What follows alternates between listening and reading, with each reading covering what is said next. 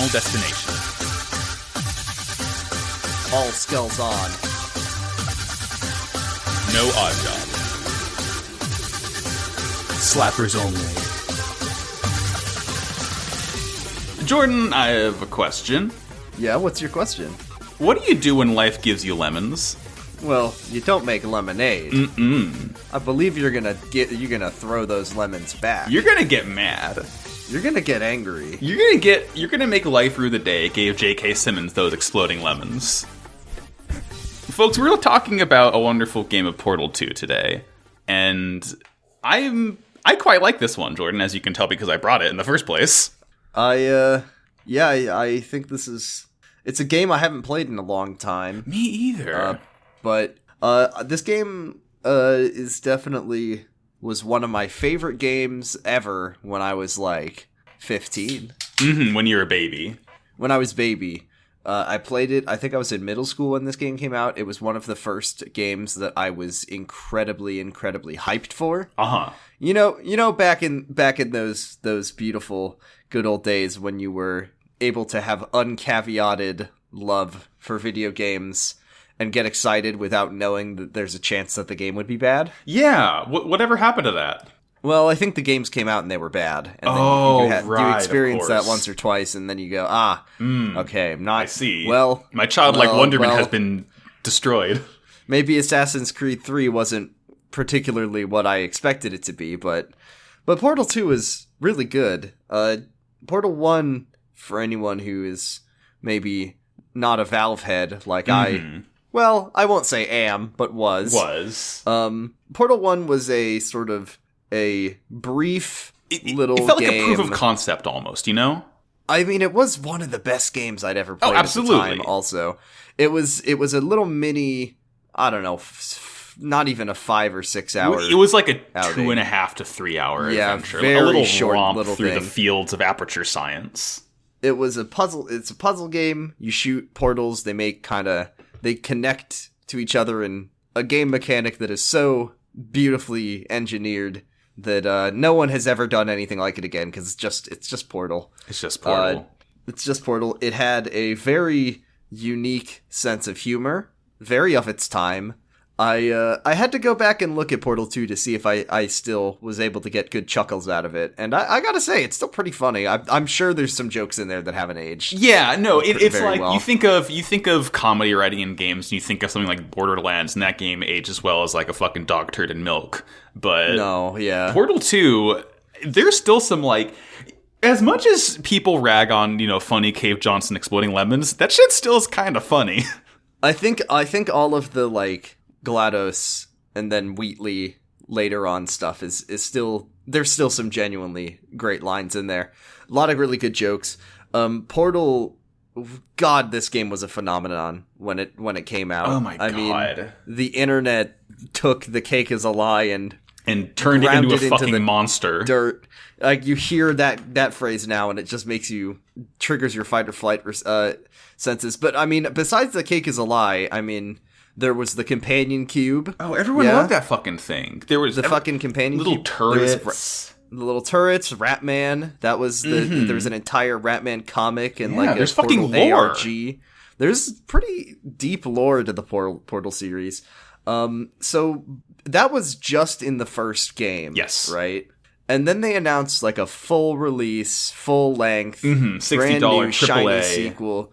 Big old sequel. And I should say, we didn't even say Portal 1 was just this little proof of concept that they put on the orange box. Yeah, you like couldn't even buy it on its own at first, I don't think. No.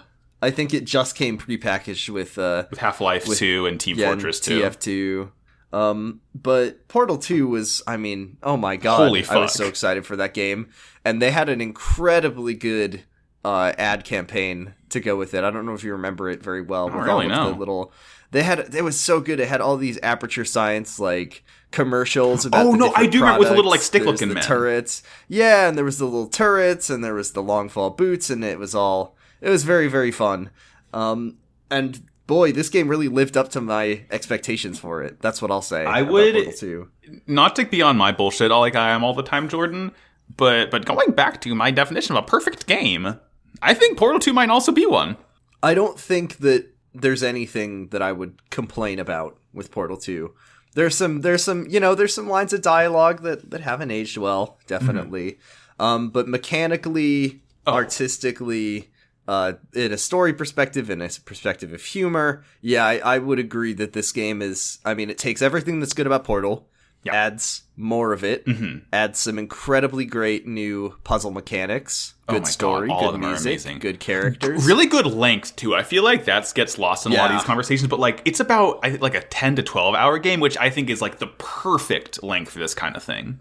I think it's really good at giving you good variety, because Portal 1 was very much like a very sort of very consistent escalation of difficulty. You were learning the mechanics. It was pretty bare bones in terms of actual variations on the puzzle. So it was mostly about portals, boxes, and lasers. Yeah. And this game added gels. What if there was a goopy? What if were there bridges in the first Portal? No, bridges were new. Bridges were in the second basically, everything was new for this game. So bridges, the tunnels of asbestos or whatever it was, moon dust, the orange and blue gels. Really, just there was so much good stuff in here. It was all really well introduced, and then iterated upon, which I think is really good. I really love the new way that because Aperture Science in Portal 1 was just, very clean white test chambers. Yeah. And then in the second half, you kind of get to explore the inner workings of it, and it's all dirty industrial. Because it's been 9,999,999 days. In this game, they expand on Aperture Science in such a fun way, and they add my favorite part of the game, which is the old Aperture Science from like the 1970s, which is just such a good idea. So joyous. Like they do such a good job of like pulling on the nostalgia from Portal 1, because like the first section of the game literally is Portal 1.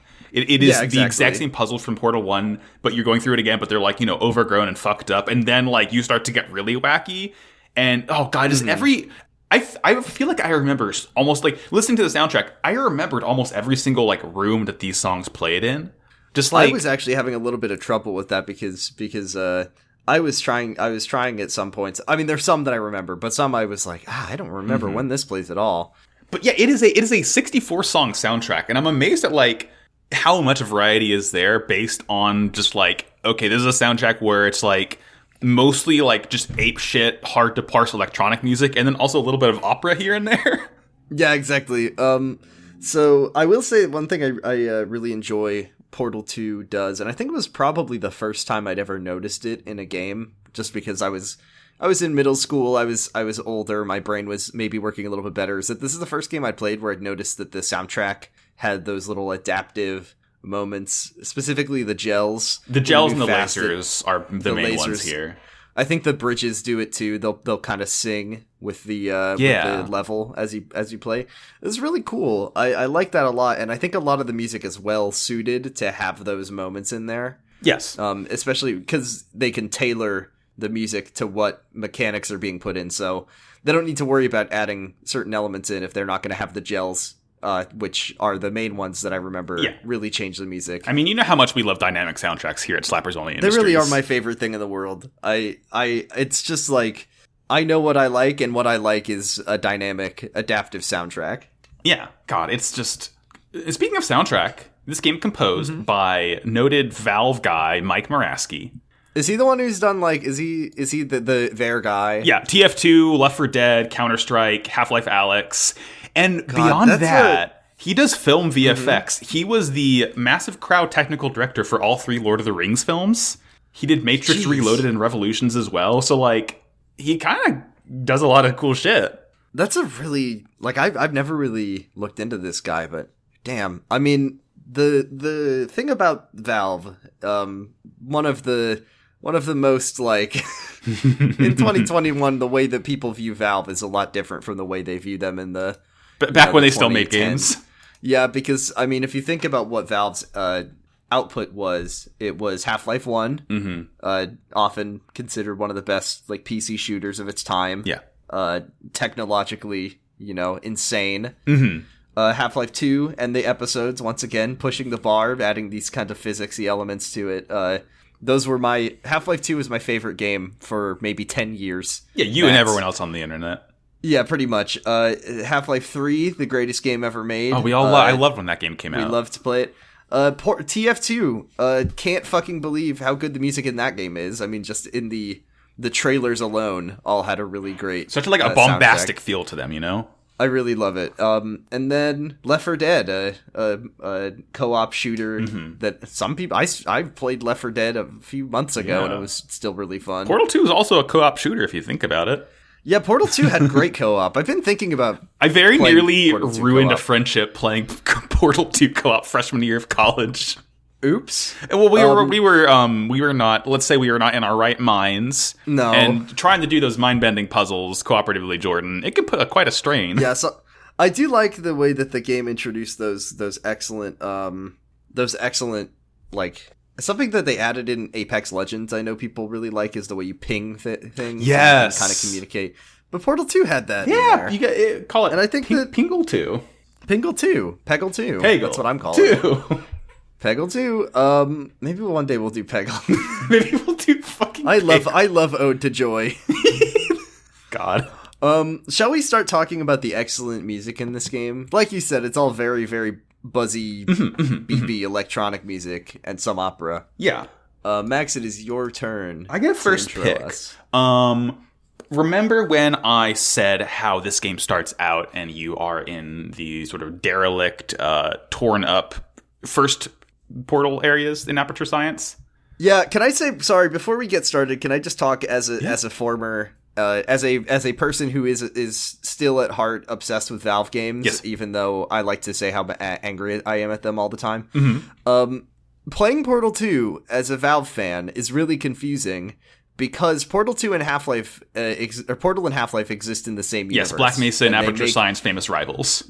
They nod at it constantly. It's not like a one-time thing. It's like Aperture Science is for any of the people who care about Half-Life anymore and still find it in their heart to care. And I know I'm cringe for still caring, but you have to understand this is my childhood here. Aperture Science is involved in one of the most ridiculous cliffhangers / open mysteries in the Half-Life lore that will never be resolved. Nope. I hope it never gets resolved, honestly.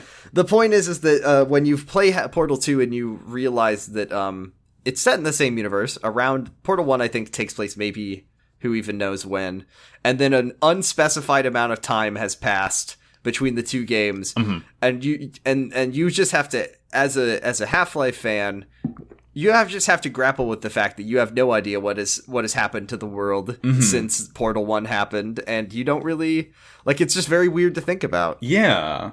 It's like just been left in the dust because, like, I don't know if it, because, you know, like I said, you know, the game wakes you up and it's like, it's been 9 days, you know, since whatever the fuck. I don't know if that means that, like, it has been fucking, like, an apocalypse amount of time and Shell's just been fucking under ice or whatever the hell, or if it just got on the fritz. I mean, I assume that it was just that you've been asleep for so many days that the counter stopped working, so it really is unclear how long. Yeah, because I think people still think Ratman's still alive. That makes no sense. Yeah, I don't know. That part of the Portal lore is stuff that I don't. I don't fuck with any of that. No. But yeah, like I said, you start this game, you're in the, like, weird, creepy, abandoned Aperture Science labs, and I want to talk about the soundtrack, which is probably one of the most, like, calm, not scary soundtracks in this whole game. It's called Technical Difficulties.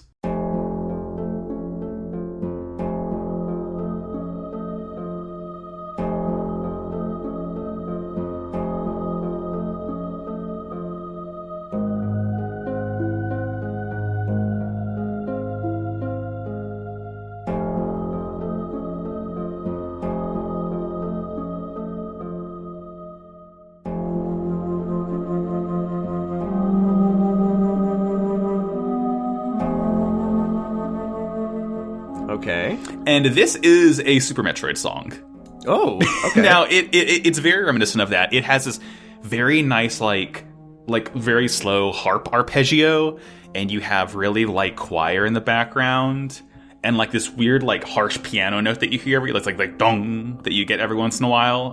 It's probably not a piano, but, like, it gives you this very, very creepy, unsettling sort of, like, exploration score, because you know, if you play the game without playing Portal 1, you're like, oh, cool, we're in an abandoned lab. But then if you play it while playing Portal, you're like, I know exactly where I am and what I should do. And it really adds to this feel of unease where you're like, yeah, I feel like I shouldn't necessarily be here right now because it's all weird and it's all fucked up. And all fucked up. Yeah, I don't know. It just adds a very spooky atmosphere to like a familiar area, which I really, really appreciate. I really like Portal 2's sense of eeriness because in Portal 1 you don't really get to see outside the lab. You get to see the sort of behind the scenes. Yeah, you get to see like the weird like brick and metal and all that. Industrial. But then Portal 2 comes along and it reveals that all of the test chambers are just like these giant amorphous changing structures in this big empty void that can be moved around, and I really love how creepy that is. These games are really good at managing their tone between being very funny and kind of irreverent, but also there's a really nice sort of underlying creepiness to them all. Absolutely. And obviously between like GLaDOS as the evil AI is, I mean, very, very evocative of like Shodan or any of those other characters from survival horror games. So it's got a really good sort of grounding in that genre, but it's of course we know Portal is a very funny series that is very lighthearted. So it's very good at balancing those tones. Oh, they do it really, really well.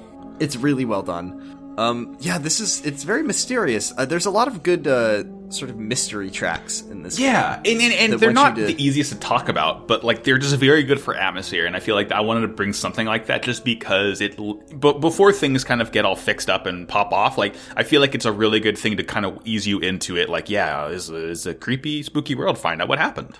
Mm-hmm. Well, I'll turn things around completely, yes, please. 100%, all the way on its back. I'm going to talk about well, it's 2021, so I guess this is the first time anyone's used this phrase in a while. Let's talk about Robots for the Win. Oh, FTW. Wonderful.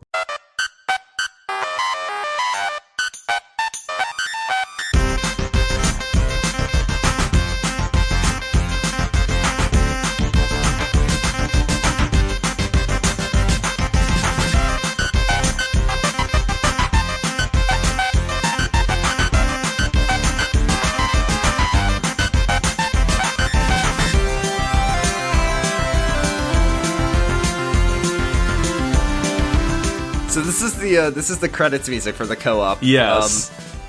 Basically, to me, this comes across as someone being told, write the happiest sounding robot music that you can possibly create. I love first of all, I do love the rhythm, the sort of rhythmic / melodic motif. Yeah, it's very bouncy and bubbly. It's so fun. I love the robot solo that happens where just all the melody cuts out and it's just this bleepy bloopy machine just making bleepy bloopy sounds. It's really, really fun. Do you know, I feel like Portal really supercharged the phenomenon. Remember when people would take their hard drives and make them and like you get like 16 hard drives and they play Megalovania for you. They play yeah, I feel like Portal 2 was designed with those people in mind of like, make your hard drive play this song. Genuinely, because that's exactly what. Yeah. I mean, I wouldn't be surprised if there were some hard drive noises in here somewhere. Yeah, no, genuinely, like I was gonna say, it's in several places in my notes I write, this is a hard drive buzzing noise. Like you could tell me that Mike Moraski like sampled a hard drive buzz and turned it into an instrument, and I'd be like, yeah, I believe you 100%. Would not surprise me. Yeah. I also want to say how funny the juxtaposition of this song is compared to what is actually happening in the game as it plays. Because the ending of the Portal 2 co-op is that you've just unlocked like thousands and thousands of humans who are in cryosleep who you are now going to torture and test. Yeah. Like, you're going to put them through the horrible testing that GLaDOS does, and it's like, yay! Yay, we did it! Science! And as the credits are going, you just see all the people in the tanks, like, being scanned in as GLaDOS is just saying just, like, commenting on their personalities. It's very funny. I really like it. Pretty fucked up. Very catchy, silly song. I love the kill. Hey, here's a question. Atlas or Peabody? Oh, I was always a Peabody guy. It's a Peabody to me. You gotta play Peabody. Better colors. Tall. I like his cool. He always felt like a turret that grew arms and legs to me. Yeah, I think that Atlas is supposed to be a personality core and Peabody's supposed to be a turret. Yeah, that checks out. Yeah, same shapes. Yeah, same shapes. I always like the there's something really fun and charming about the co-op, and just the way, like, it was the first game that I played that you could do those little gestures, yes, and wave and dance and play rock paper scissors, and all that stuff was just so fun to play with your friends. I always felt that was kind of in service of it being an online co-op game where you weren't like where you were matched up with a rando online and didn't have voice chat and had to figure it out. But I have literally never played Portal 2 co-op that way, and I never will because that sounds like the most miserable experience in the world. It sounds horrible. And now, of course, every game has make your character do Orange Justice for 50 hours, but I don't know. I like the one in Portal 2. It's just very It's just it's detached from that by a lot of time. Yeah. So I look at it and I think, that's cute that you can make them play rock paper scissors. And I liked playing rock paper scissors because I actually use that in the game sometimes. Who is going to do this? I'll play rock paper scissors for it. That's cute. You play rock paper scissors and go, okay. Then I'll go over there and you do this. That's fun. Yeah, Portal 2 is a game that dares to ask, what if Atlas and Peabody hit the woe? What if Atlas and Peabody were skanking? Yeah, one whips and one nays, and that's how you solve the puzzle. Exactly. Max, what do you got next? All right, next up, we're gonna get a little more epic, a little more symphonic, a little more dark. We're gonna go back into the story. And so, we know what happens in Portal 2. You meet a funny little guy, he wakes you up, he tells you to fuck off. You find a portal gun. Hello, I'm a little guy. I'm Stephen Merchant in it. Go blind me, governor. Hello, it's me, Stephen Merchant. I'm gonna say some funny things. Okay, here's the thing. I was going back through videos, and God, Wheatley's dialogue is very funny. It's very funny. It's really funny. I like when there is that really great achievement that was so fun to get when you break all of his monitors. Yes, I like that. That's like one of my favorite achievements in any game, just because it's so entertaining. And when you do it, he just increasingly gets angry at you. I know, but right at the beginning, he doesn't want to make it seem like he doesn't want it to sound like he's pissed off. Yeah, he's very tsundere. Yeah, actually, I was just thinking we have too many monitors, and I was hoping someone would come along and break them. So rules. Thank you. So fucking good. So good. Okay, so my bad. You're good. Another side note, I think my favorite Wheatley quote is when you're trying to escape from GLaDOS, or like in like the first third, and he's like, "Hey, buddy, I'm speaking in an accent that is beyond her range of hearing," and then she's like, "I can hear you," and then it just pops off. But anyway, you hang out with Wheatley, you wake up GLaDOS, she makes you do more tests, and then you make your way to GLaDOS's chamber. And the sort of plan that you hatch is to switch GLaDOS with Wheatley, so Wheatley's in control of the facility and he can let you free. And it goes really well. It goes really, really well, and the song that plays is called "I Am Not a Moron," all caps, exclamation point, and you can definitely tell that things will be good and happy based on that track name alone.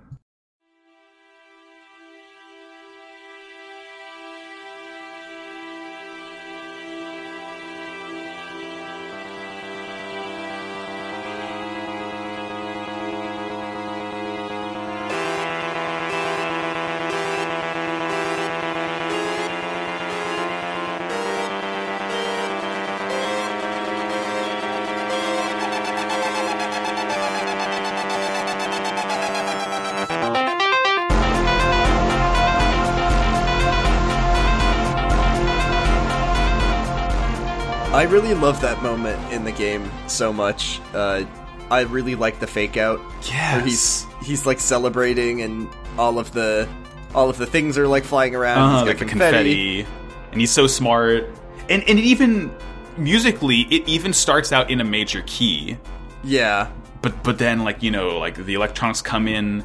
And like you got like the choir coming in, and then you get like this da da da da. It almost sounds like the Hollow Knight theme, a little bit. That moment where he's laughing and then he turns evil, and then the lights turn red. Such a good moment. I love it, and I love the Wheatley villain reveal. It's so fun because he's not a villain. He's just dumb and corrupted. He's just so fucking stupid. I know. And they're like, we need to stop him before he blows up the lab because he's just so bad at his job. Mm-hmm.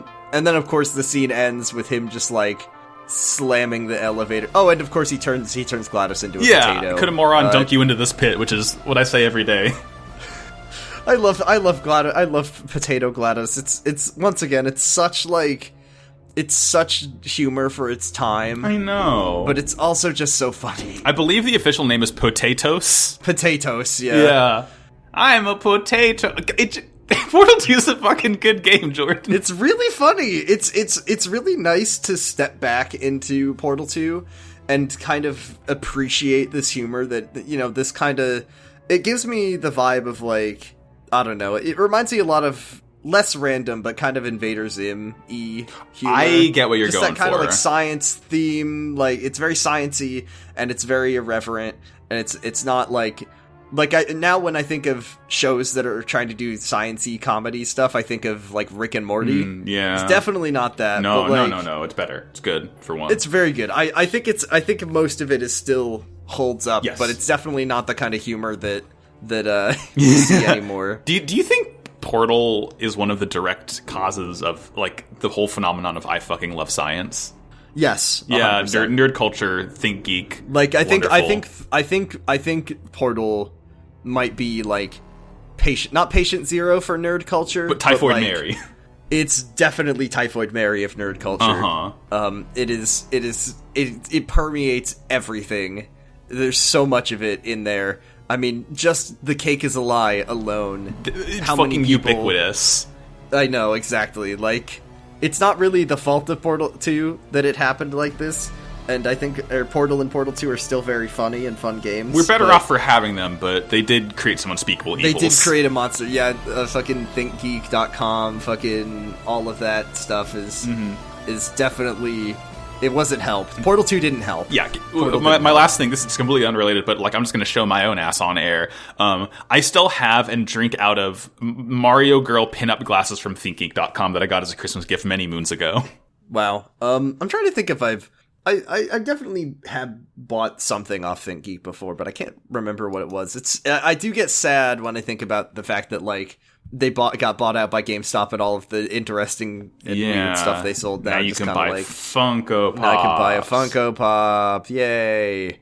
But I don't know. Yeah. It's all capitalism. It's all merchandise. We're better off for having Portal 2 is the takeaway here. Yeah. Yeah, I anyway, guess good song. if I want, like, good video game merch, I don't know why I'm just about to accidentally do a commercial. Never mind. Fuck that. I was just be like, oh, you know what website sells really good video game This merchandise? episode brought to you by- And no. Absolutely not. No, bleep that out, Max. No, we're not doing... They didn't give us a cent. I will bleep it out. I'll add it'll. Yeah.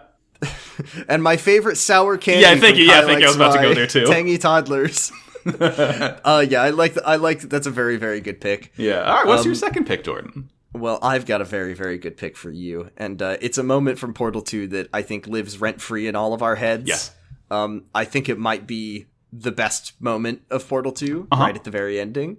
You have defeated Wheatley, you've blasted him into space. I still, to this day, kind of feel bad about it. Mm-hmm. GLaDOS is back in charge, and she says, get the fuck out. Yep. I will kick you out of the lab, get in this elevator, and leave me alone. And then you go in, and Oh, the no. doors open up, and there's a bunch of turrets. And Chell fucking twist dies. ending. Twist ending, you're gonna die, but actually, they start singing at you, Max. They start singing. They start singing at you, and it's one of the most enchanting moments in a video game. I love this part so much, and it's the song Cara Mia Addio. Same slap for me, homie. Fuck yeah.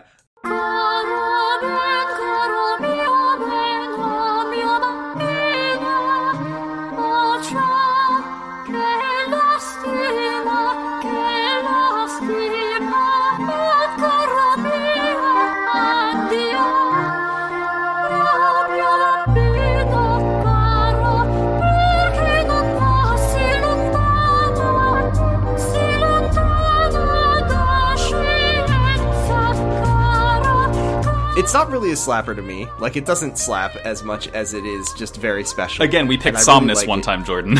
We did pick Somnus.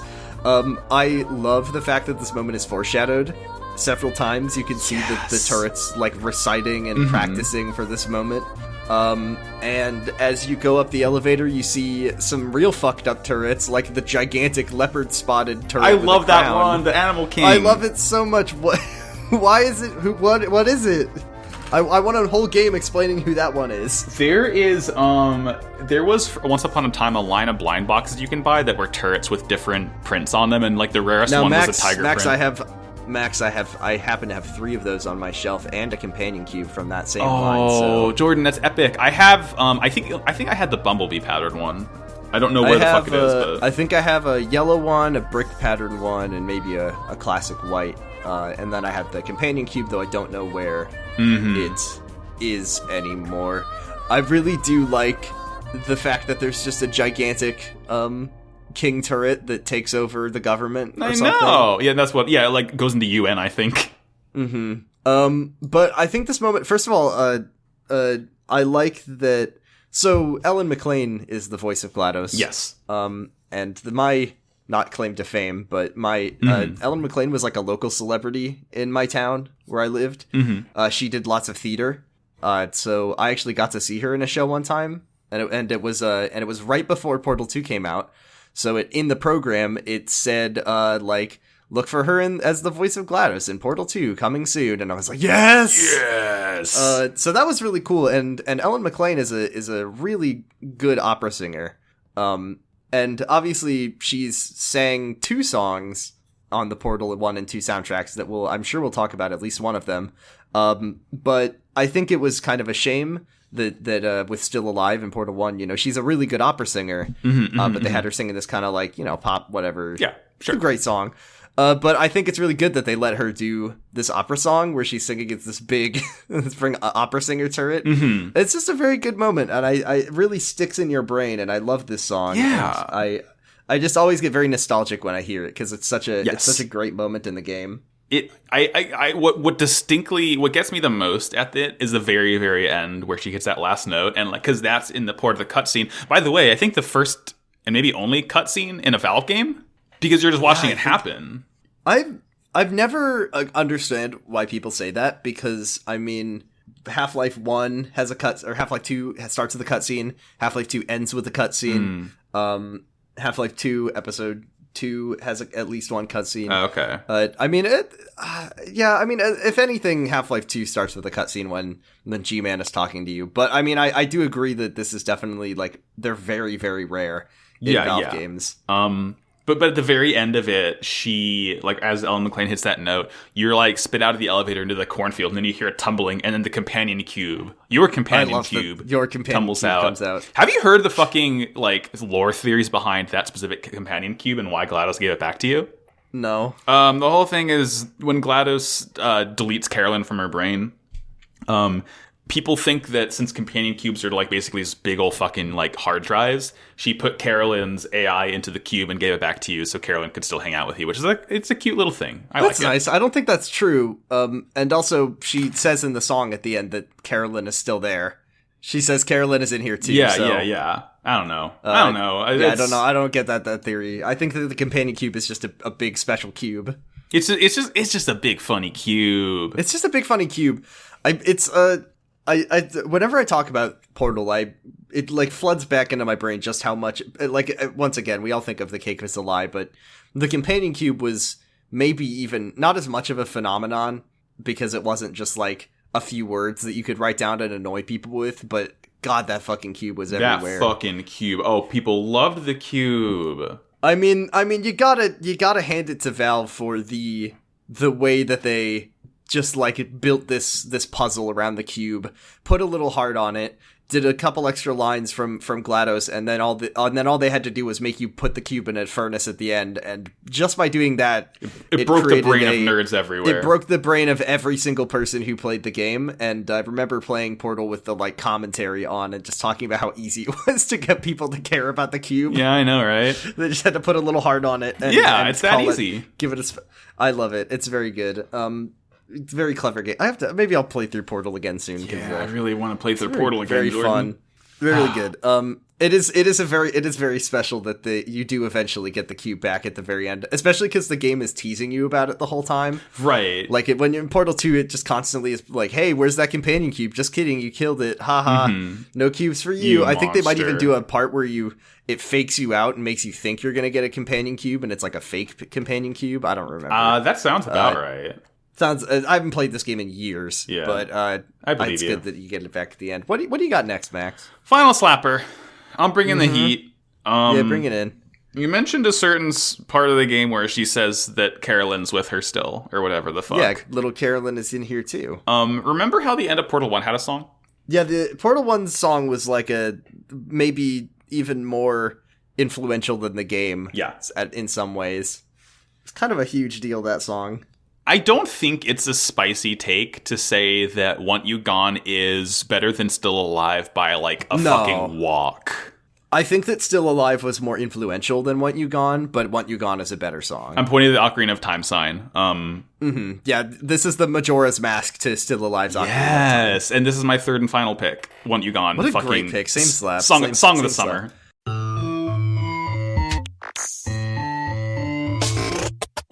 Well, here we are again. It's always such a pleasure.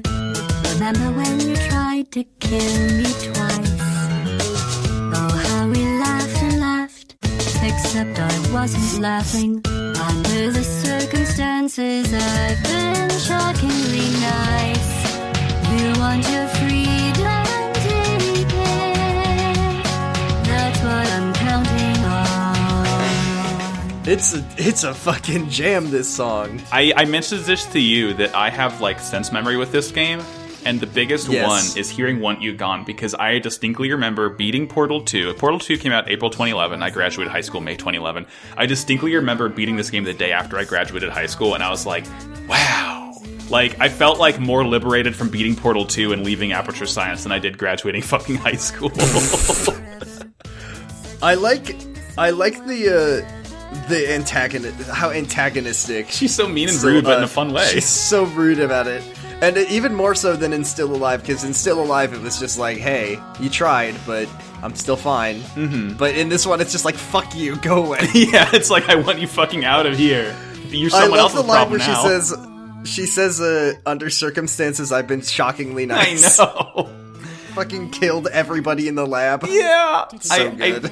My favorite part of it is, like, I think in like the final the final verse where she's like, maybe when I delete you, I'll stop feeling so bad. But the lyrics on screen that turns to redacted. I love that line. That's so good. It's so good. I will say, I think GLaDOS' voice is so good. I love the voice of GLaDOS. I think it's so good that they let her sing. Yes. Huge inspired idea to have GLaDOS sing a song at least twice. And then also she sings when she's a potato, which is really funny. Mm-hmm. I love this effect. I actually was so delighted. Do you remember the hit movie that could have spawned a franchise if the other ones were good? Pacific Rim. Oh, I remember the funny big robots with the cool shark monsters. Guillermo del Toro was such a big fan of this game that he literally just went to Valve and said, hey, can I put GLaDOS' voice in my movie? And then they said yes, and then it was really good. So if Guillermo del Toro asks you for fucking anything, you gotta say yes. I mean, you gotta say yes. The song is just such fucking bop. It's so nice, and like the like production on it is so cool too, right? It's not like Still Life had like a little bit of electric guitar and like I think like an auto harp or something, but this is like that very first. It just like it gets you so good. I just love like all the chords in it. Tonally consistent with the rest of the music in this game, which is interesting because it's not composed by this. It's composed by Jonathan Coulton, who is someone who writes music, but I don't really know anything about him. No. So I think he's just one of those like Paul and Storm or fucking those kinds of silly I write songs for the internet kind of guys. Yeah, like an epic bacon man. Like an epic bacon man. But I think that you've really succeeded in writing a song for a game if you would reasonably be able to fit it on a playlist somewhere, like on a I almost just said put it on your MP3 player, which just goes to show how long ago I played this game. Yeah, right. But this song would not, you wouldn't put this on your phone and listen to it and be like, video game music. It's just a good song. It's just a song. Also, going back to what you said, looking at Jonathan Coulton's Wikipedia page, first of all, when he graduated from Yale, he was in some bands called the Spizwinks and the Yale Whiffin' Poofs, so epic bacon man. Jail. And then also, there's a photo of him performing with Paul and Storm, so got it in one, baby. I was gonna say Paul and Storm, and then like Da Vinci's Notebook, and then like John, and then I remembered that Paul and Storm are in Da Vinci's Notebook. So, yeah, it's all connected. They're all, it's just in the fucking Pollen Storm, Internet Funny Bacon Man cinematic universe. I did hear someone said that John Flansburgh of They Might Be Giants worked on the drums for this song, I think. Which is kind of cool. There's a version of Still Alive that's sung by Jonathan Coulton? I don't ever want to hear that. No, it's not. I've heard that before, but it's not great. And then to further complete the They Might Be Giants, Jonathan Coulton Portal circle, there's a Jonathan Coulton once performed Fingertips by They Might Be Giants, and it's not as good as the original either, so don't even bother. Yeah. But anyway, I feel like doing covers of TMBG is just like, why would you do that? Don't do it. Find something else to do cover of, please. Yeah. Don't embarrass yourself. God, this is a good. I feel like this one is the one, like, when we bring songs, it's just like, I don't want to pick the obvious one for the winner. Sometimes you have to. It's a little. Sometimes you pick, like, I don't know. I mean, I'm not giving away what I'm picking, like, at the end, but, like, I had to at least bring it, because it's a fucking bop and a half. Yeah, sometimes songs are just so powerful that they have to be considered for the winner. Let me bring to you my final slapper. Let's get that final. Let's go with one that I really enjoy. I was thinking, do I want to... Well, I got honorable mentions, so yeah. we're all good here. So I talked a lot about Old Aperture and how much I enjoy it. Uh-huh. Now, this game has a really interesting sort of emphasis on arpeggios in the music. I don't know if you noticed it. But especially in the Old Aperture levels, where I really enjoy the one that's called Forwarding the Cause of Science.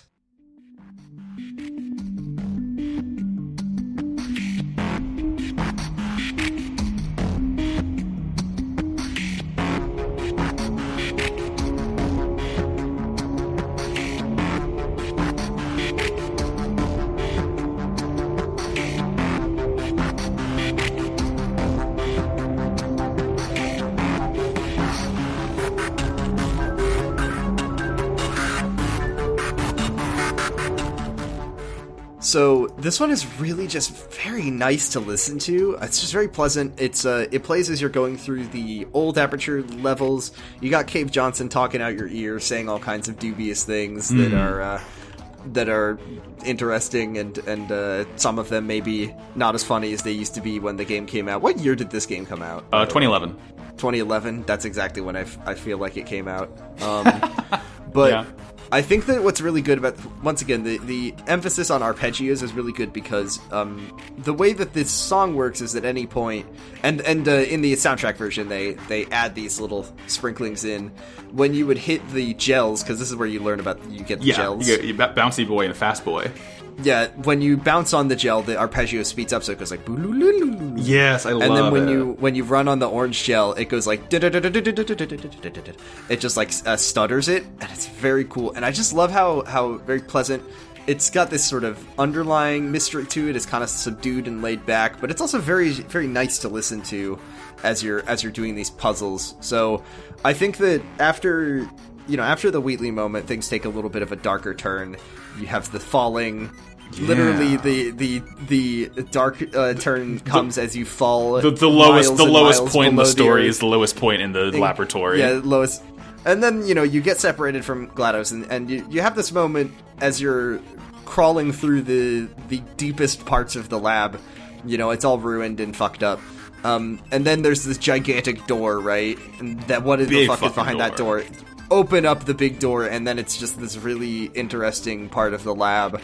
It's all looks like it's from the 1960s or 70s. Mm-hmm. There's a really good sense of time progression as you go through, and you see time passing, and you see the people involved. You get the aging portraits of Cave Johnson, and the technology gets a little bit better. And I just love this part of the game because it has such a unique atmosphere, and I think the song really works with it very well. It's not the sort of dark horror-ish adjacent, sidling up against horror. It's much more about kind of unraveling this mystery. Yeah, but it's like lighthearted creepiness.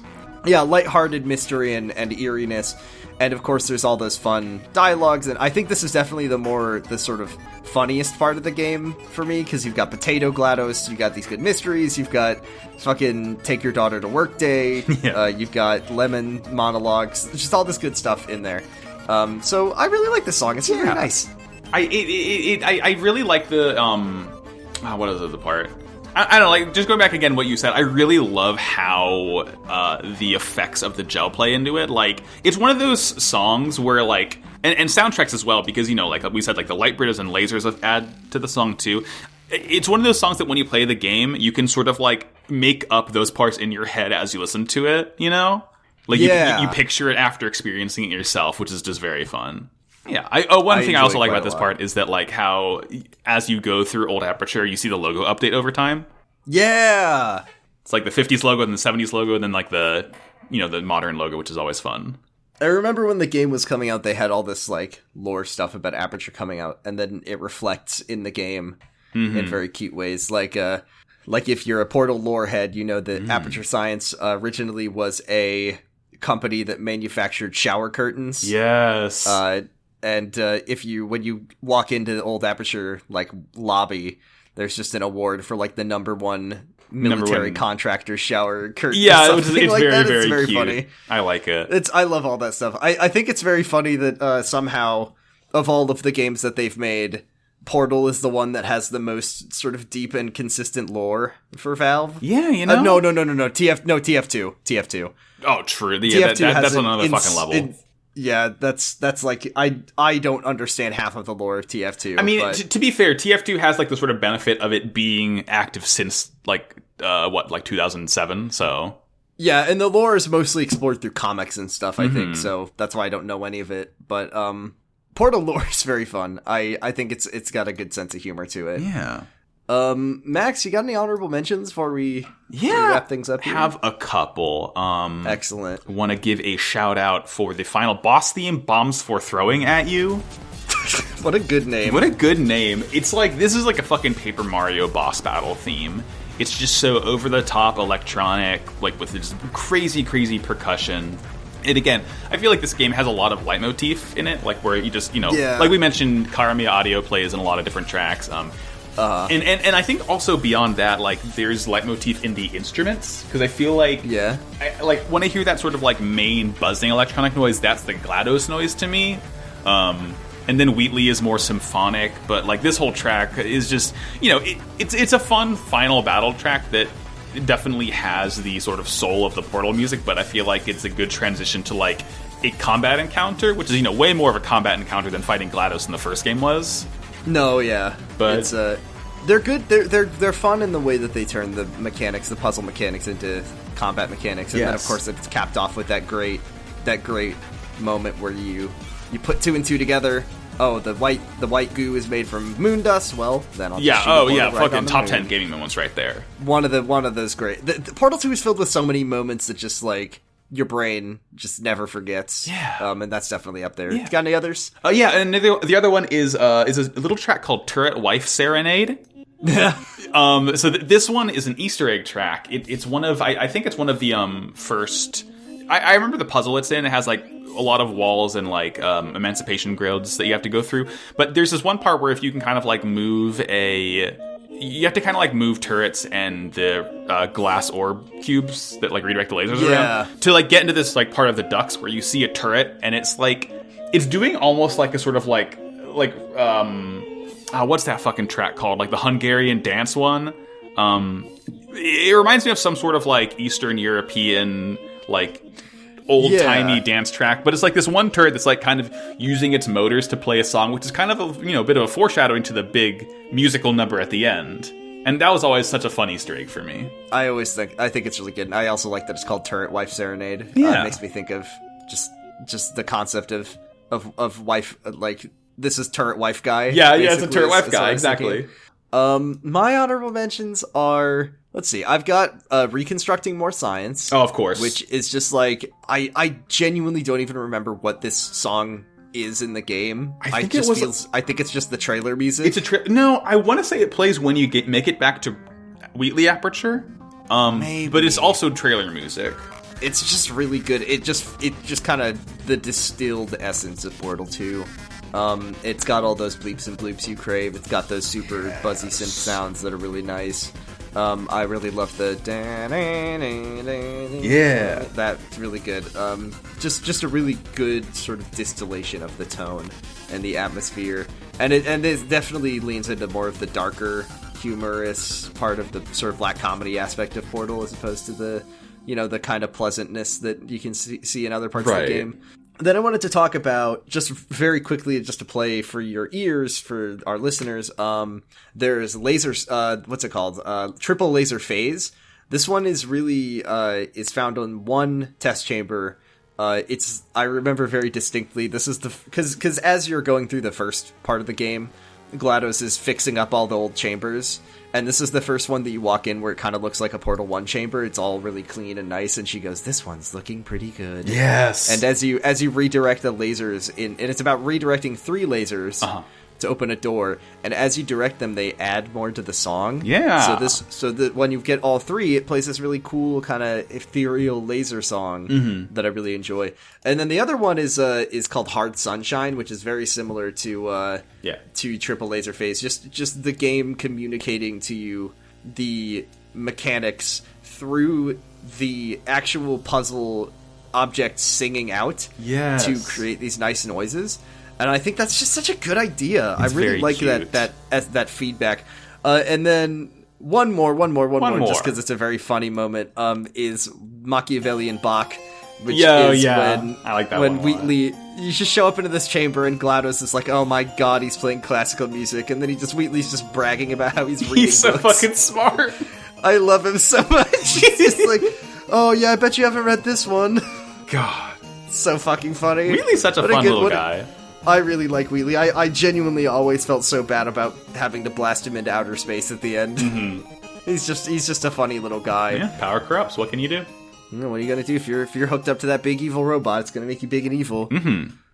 We went one whole discussion of Portal 2 without ever mentioning Space Core. So congratulations to shit. Oh no, Jordan, we lost the game. I think Space Core is pretty funny. I just think that was another one that the maybe didn't survive the times as well. It was another epic internet moment. Yeah, for sure. But what were the other 2 cores there? Because Space Core, there was the one Exploration of them was like Core Rick. and the Facts Core. Facts Core, right? Because Exploration Core is the one that was like, "Hey there, I'm Rick. I'm Johnny Thunder." Whatever.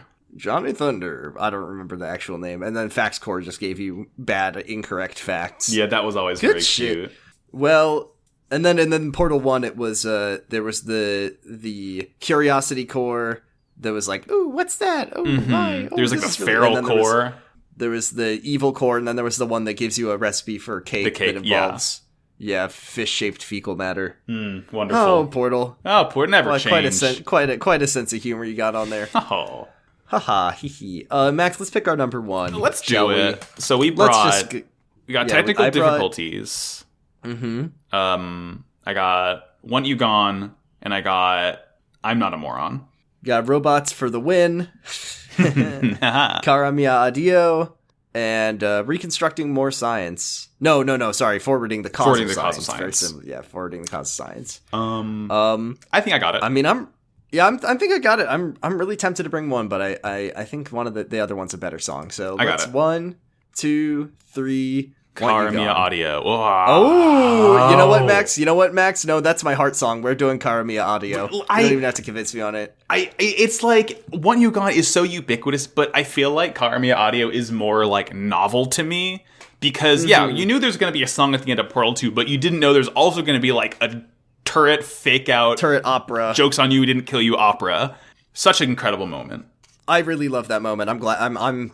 I'm much happier with Cara Mia Audio than Want You Gone, TBH. I think it's a really great part of the game. I think it's an ending sequence that never would... Like, I think that this is a one-time thing. I don't think any other game would ever do anything like this. Even just, like, ending with a little song, like a cute little song like Portal 1 and 2 do, and then having this extra element added on... adds to it's a very emotional moment in the game because obviously the game is very, humorous and silly, but also you feel things in this moment as you take the elevator out, and you feel it's very good for the sense of closure that you're done with Portal 2 at this moment. Right. This is a really great moment. I love it. What a really great game, I'd say. Yeah, it's a really good game. All right, Cara Mia Audio. Fuck Wonderful. Yeah. Let's go. Hell yeah. Let's go. Let's also go to Twitter. Let's Pokemon Go to our Twitter at SlappersOnlyPod, where you can ask us questions, give us comments, and explore in the hottest and spiciest of your own takes so we can tell you whether or not you're objectively correct like we are. Yeah. Can I say, our listeners are so good at, like, because we don't always do good remembering. Sometimes we post the questions like a couple hours before the episode starts, but our listeners always fucking pull through with good-ass questions for us. I know, we have so many this week, so let's get through them. Let's hit it. I love to talk more about. Here's one from friend of the show, Milk Succubus. It's our good friend, Milk at Milk Succubus1 on Twitter, who says, if you could transfer any video game antagonist into a potato, who would it be, and how would they handle it? That's a very good. Nerevar, I am a potato. Okay. I don't know if that's what I want to commit to, but I do really enjoy thinking about it. Yeah, I'm like thinking of like my favorite games. It would be very cool. What if Rom the Vacuous Spider in Bloodborne was a potato? What if Ganondorf came back, but this time something got fucked up. The goddess played a prank. Oh no! And now he's trapped in a potato. Be pretty good. Yeah. When you fight Radiance, you go inside Radiance inside the Hollow Knight. Oh my god! And then there's Radiance a potato on the inside. Little potato for you. Mm-hmm. And then of course, Cooking Mama, the most fucked up final boss fight of all, the final boss of Cooking Mama, making a Hasselback potato. Oh god, evil. Can't be done. Evil, terrible. Terrible. What if you put see, if I was gonna make Portal 3, maybe I'd put Wheatley in the potato. Oh, like a funny turntable. Like a little funny, like a little how the tables have turned. Here's one from Stephen Moore at Marshmallow on Twitter, who says, what song would you fire someone with? I would never fire anybody. I'm never in that, but would never willingly put myself into a position where I have to fire someone, absolutely not. I think that if you're gonna fire someone, you don't rub it in with music. So yeah, that's my take on it. Nothing. I think I would play. Yeah, I think like nothing is just the true option, but I think if you're gonna have to fire someone, you don't play music. No, yeah, you don't want to unless it's like you're firing them because they got a much better job, and then you get to play very happy music because you get to see them, grow and succeed. Yeah, and then I guess I would play. I'd play the Mother Base "Happy Birthday, Congratulations" song. Yes, good. And then I just tell them to disregard the part where it says "Happy Birthday." Yeah. Here's one from Os Final Boss, friend of the show, Austin, your friend Austin, yes. Who says, and this is interesting. I'll be interested to hear your take on this. Portal is a better series than Half-Life. Where does this scientific take land on the Scoville scale? Me personally, I agree with Austin wholeheartedly. I don't think this is quite spicy at all because What? How much Half-Life have you played? Have you played all the Half-Life games? I've only played Half-Life 1. I see. So I don't. I was interesting to see where you stand. Well, here's the pros and cons of this take. Number one, Portal 2 is 2 games and it is complete. Yes. Portal 2 is a completed series. Mm-hmm. Portal 2 is very tight. It is exactly what it is. It is one thing, and that is it. Mm-hmm. It has a nice self-contained story. All of those benefit greatly from Portal being better than Half-Life. Half-Life is just much bigger in scope. Yeah. And much bigger games that have a lot more going on. So I guess the question is, do you prefer something bigger in scope and scale, or something much, much, much more refined and on a smaller scale? So I think I would actually agree.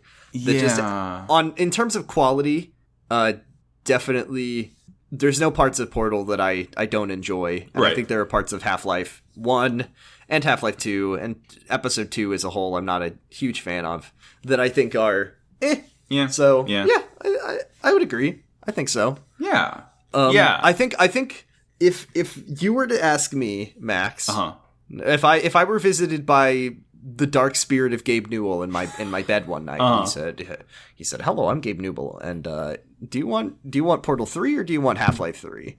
I think I would still pick Episode 3 or Half-Life 3 or whatever the fuck it is, only out of like curiosity. Like Portal 2 is done at that point, and I would just need to like have that demon put to rest.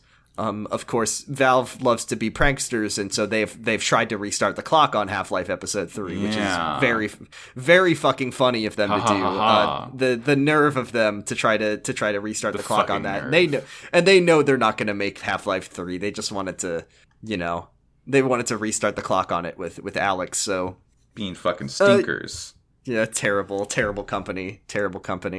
Here's one from Nero Wyvern at Dragon Smoocher and #1 Edelgard Stan on Twitter, who says, "What moment from this game still lives in your head rent free? For me, it's the part where he kills you." That's a fucking wonderful part. The part where he kills you, obviously the turret opera at the end, and then for me, the other one that I never fucking forget is instead of blowing up the tank of neurotoxin, you empty the tank of neurotoxin, and it is so empty that it implodes on itself. Yes, that one's very cute. Instead of triggering an explosion, you trigger an implosion, and it says neurotoxin levels dangerously low, implosion imminent, or whatever. It's very fucking funny.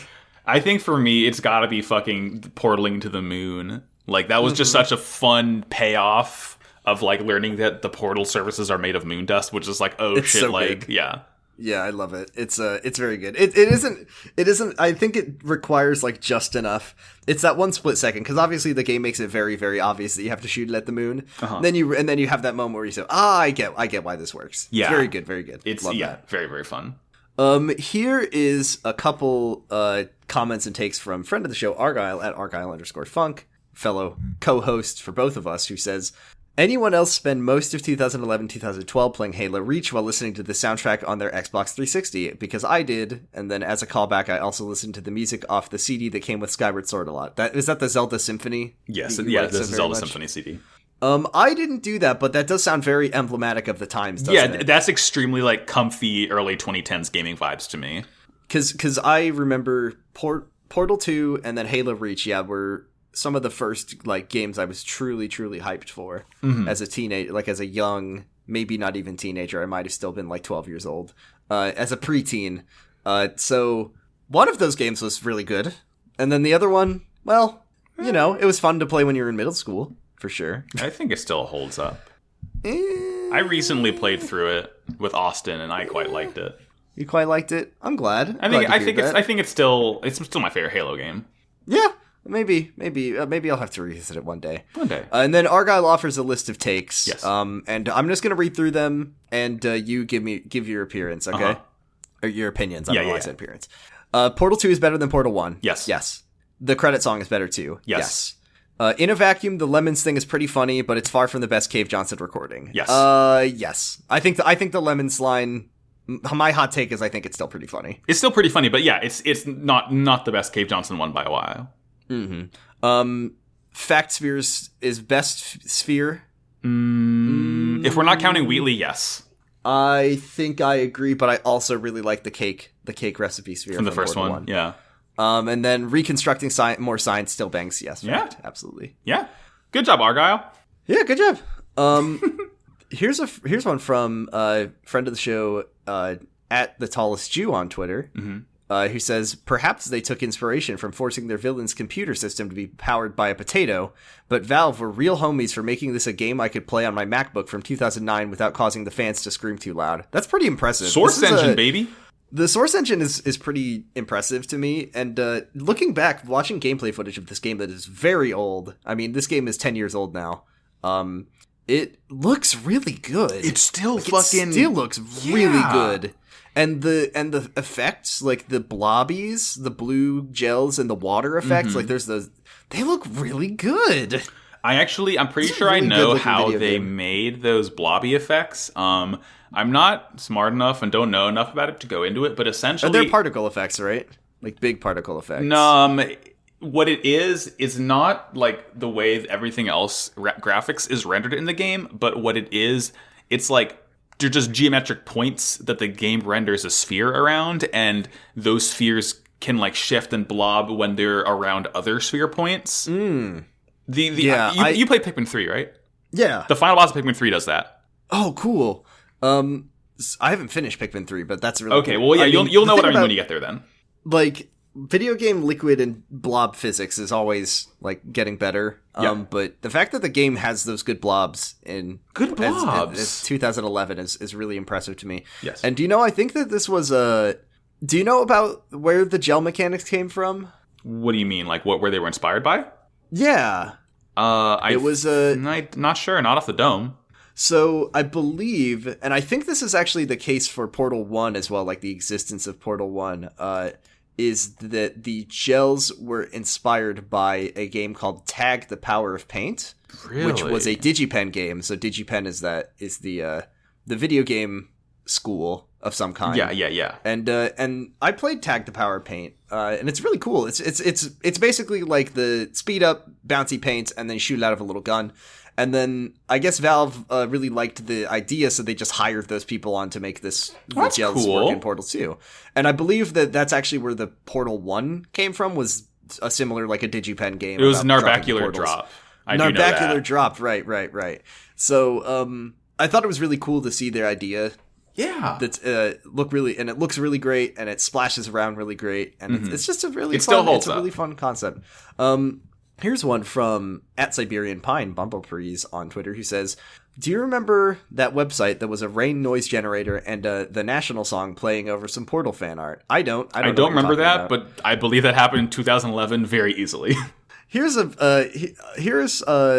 @Pagliacci Proto J tweets at us, formerly known as Boo Boo Hakusho, tweets at us a wonderful comment. I will now read it out loud to you. And I'm sure that you know what's happening next. This party's cool, but I wish there was a way to find the geeks and gamers in the crowd. This cake is great. It's so delicious and moist. The cake is a lie. Merry Christmas and happy holidays from Girls and Games. Wonderful. The greatest story ever told. And then here's one from a friend of the show, at What Is Cosplay, who says, "Hey, how weird is it that Wheatley played Caliban and Logan and the SS guy in Jojo Rabbit? Y'all remember this guy who used Source Filmmaker to make Portal music videos instead of porn?" Stephen Merchant gets around one. Stephen Merchant, yeah, he's a pretty prolific actor and comedian. I don't know. I mean, here's the thing: is that Stephen Merchant used to very much work with and associate with Ricky Gervais. Yeah. And I don't know I can't vouch for Stephen Merchant as a person at all. I don't know what he's been up to in the past 10-ish years since he did Portal 2, but I do know that his voice is very funny in the game. Yeah. I always think it's really funny that, and kind of unfortunate that the Source Filmmaker is such like a powerful tool and lets you make all kinds of really cool things, and then people just were like, well, we're going to use it for one thing. I'm going to be horny about it. Yeah, it definitely feels like using your powers for good, using such a robust animation engine for something cool and not, to get people's rocks off. I mean, it's really funny because I remember when they released, what was it, Meet the Pyro, I think, was the first one where Valve put out this really cool Portal, or the really cool TF2 trailer, and was like, hey, we made this entire thing in the Source Filmmaker. Look at all this cool tool set. Now, my question for you, Max, is which do you prefer, looking back on it, because Source Filmmaker is now one thing. It's just getting horny with it, so it's not used for making films.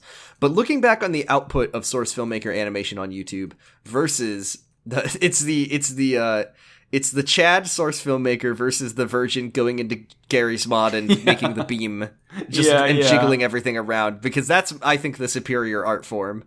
No, there's something just truly like culturally unbeatable from just having a little laugh in Gary's mod. Yeah, like fucking Full Life Consequences, just like trying to use those terrible tools to make animation happen is truly wonderful. Outstanding. So as much as like Source Filmmaker can be used to make Wii Fit Trainer do whatever things you want Wii Fit Trainer to do.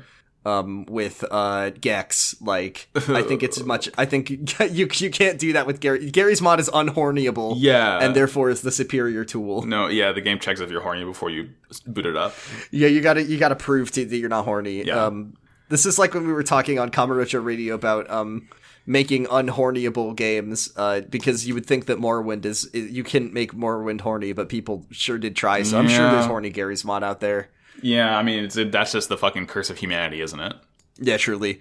Those are all of our questions. Yeah, Very thank good you, everyone. list of questions. Thanks to all for letting us talk about Valve games so much. I'm only allowed to do it once a year, and then they put me back in my Valve fan box and laugh at me as I sit and waste away, desperate for any crumbs that Daddy Valve will throw my way. This crumb kind of looks like a 3. Pathetic. I'm such an embarrassment to this podcast. It's okay, I forgive you. It's okay. I'm only doing this to myself. Is the thing. No one else is involved, so it's fine. Well, that's it for Portal 2. Yeah. I've got a choice for you. Because I've got one game that's like a big game, like a big game with a big soundtrack. That would be one that would be like, oh, everyone wants to hear our takes on this game. And then I've got one that is a very funny choice for a game with very bad music, but also a game that has some good music. I mean, I think, what did we do before this? We did like Skyward Sword before this, so we've done big games with big music. So I want to hear the nuttier pick. Okay. Hey Max. Hey Jordan. Do you like RPGs? Why would you be asking me of all people this? Well, you love RPGs. You love specifically Final Fantasy. I'm looking directly into the camera right now. Well, no, take that Final Fantasy and throw it in the trash. And I am going to give you one additional choice. Okay. Which is I want you to pick a number between 1 and 2. Let's go with... We just did Portal 2, so let's go with 1 for now. Oh boy, okay, excellent, wonderful. All right. Now, Max, I know you love Final Fantasy. I know you love those iconic characters. Name some of your favorite classic Final Fantasy characters that we all know and love. Oh, I love Cecil Harvey. You know, I love Rosa, Rydia, Clouds. You like Onion Leon. Kid. You like Sid. Yeah, I love Sid. Did I say Leon? You said sorry. Leon. I meant to say Squall. Oh, that wasn't my bad. Yeah. Now let's take Final Fantasy. Let's put some let's put some ears on that bad boy, Max. Uh-oh. And you have picked the number 1, so we will be talking about Kingdom Hearts 1 next week.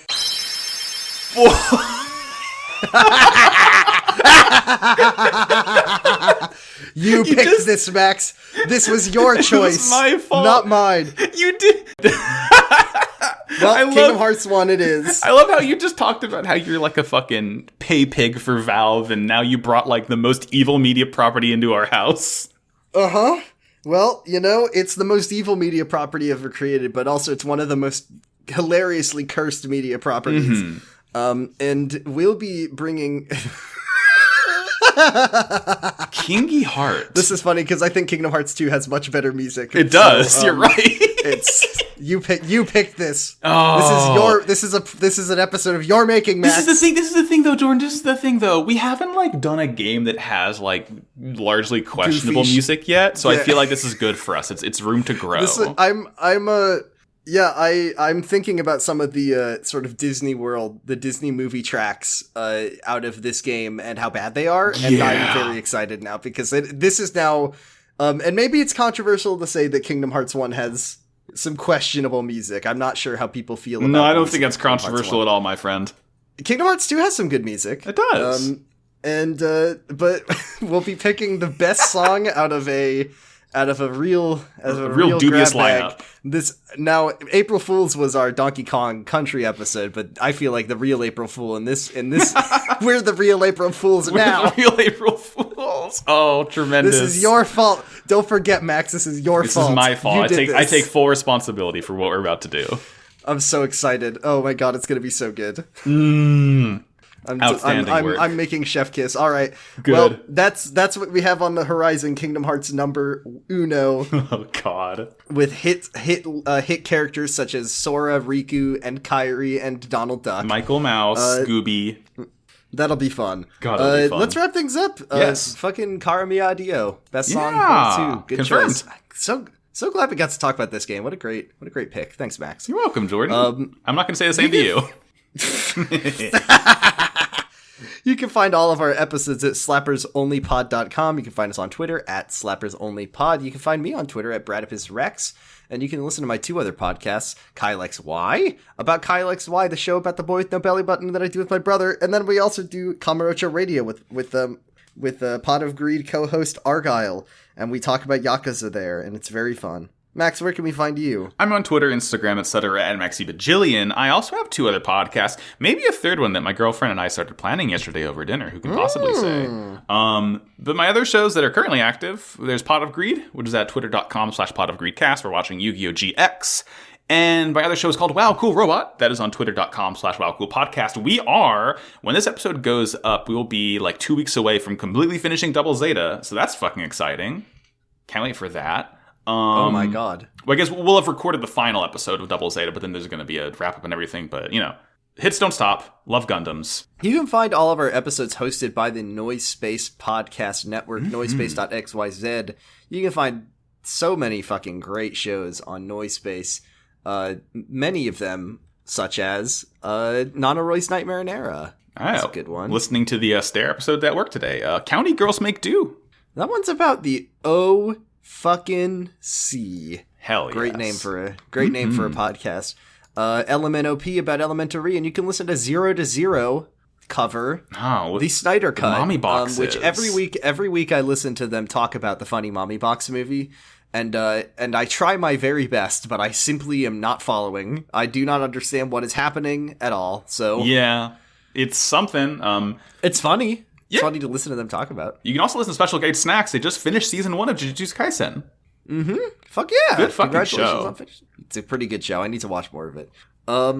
Let's see. Is that all for us? Yes, it is. I believe that is. So that will be all for this week. And then next episode in 2 weeks from now will be on the wonderful video game of Kingdom Hearts Uno. Smiling serenely. Smiling serenely. And then we got to talk, Max, about doing a little Monsty Honey. We gotta talk about some Monsty Honey. Gotta talk about some Monsty Honey. So maybe you'll see that drop in the feed at some point. Yeah, that'll probably just be like, we'll just put it whenever we please. Whenever we so desire. All right, let's wrap things up, Max. How do we take it to the close? Podcast. Ask not for whom the track slaps. It slaps for thee. Bye-bye. I can't think of any Portal-themed sign-offs. I'm glad that my slow clap functionality is still working.